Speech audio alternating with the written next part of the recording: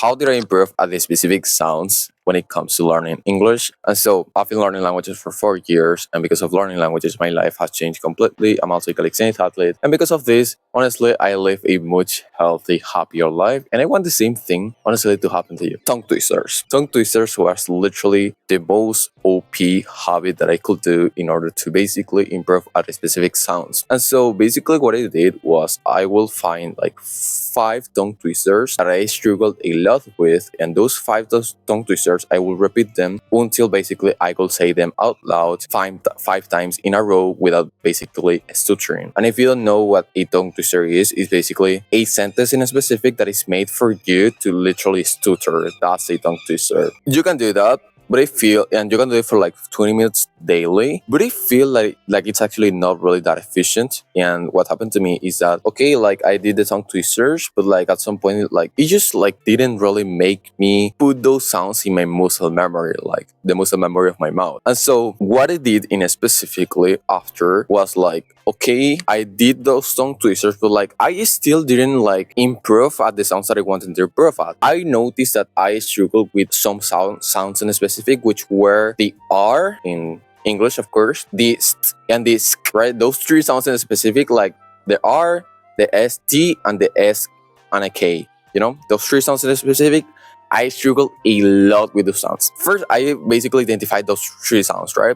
And how you can do that? Well, basically, you can read a book aloud, and basically you will notice that some sounds are actually really difficult to pronunciate. For example, right now in German, sorry, in German, it's actually really difficult to pronounce the R too, and to pronounce, like, I mean, not that difficult to pronounce the R, but like when you couple that R with some other sound, it's like it actually like it's 10 times harder, right? When you read aloud, you can read for literally 1 minute, and you will notice at least 1 sound or 2 sounds that you struggle with, and then you go to AI and you will say, okay, I struggle with these 3 sounds.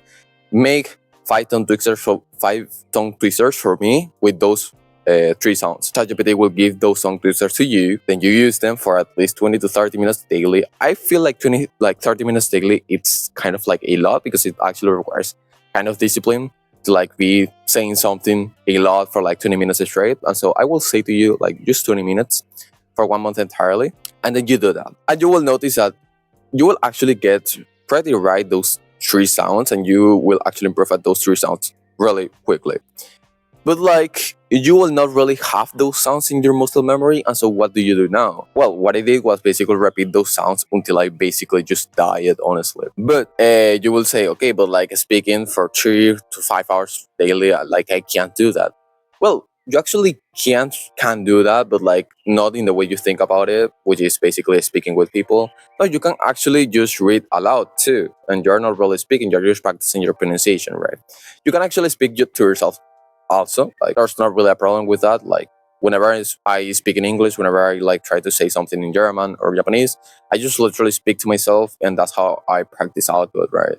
So I just say my thoughts out loud, and basically that's how I practice speaking. Yeah, you can do that, but like I feel like the most easy thing to do to like practice your sounds or practice a pronunciation is just basically just read aloud for like 5 hours daily, and basically those sounds you practice them, and you will get them to your muscle memory pretty quickly, honestly. Now, there's something here which is probably something that you notice, which is okay, but like you still don't sound like a native, and I think that you shouldn't actually like aim for that if you don't need it, right? Like there's people that actually need it because like I don't know, they want they want some type of work or a job or whatever thing, and yeah, basically they need that American sounding accent. But like I feel like the time that you spend trying to like get that accent is actually not really that efficient, and that's why I feel like it's not really necessary unless you need it. The thing that I preach the most is just, okay, practice that articulation, practice that pronunciation,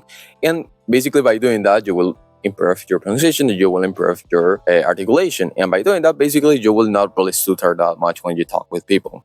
Of course, like I stutter a lot, especially when like I don't know, I speak in a video, because I mean I'm also thinking, not only like talking, and so yeah.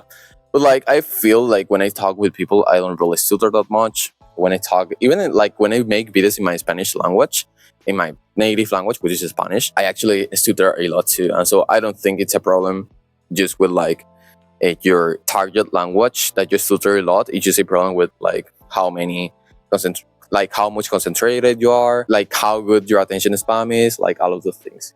And the last tip that I want to give to you in order to like do those 20 minutes without really procrastinating that much is just, okay, do those 20 minutes like first thing in the morning. If like improving your accent is basically your first priority and you need to improve your accent right now because you need to speak really quickly for some reason, I will say to you, okay, like literally do it first thing in the morning. Like maybe just brush your teeth, maybe literally just go take a bath really quickly or something like that, and literally just do it as fast as possible and just get that out of your day as fast as possible. And if you do that, basically you will honestly not procrastinate that much. So that's it for the video. Be sure to give a like, subscribe, and all those things if you want more people to know about this. Thank you.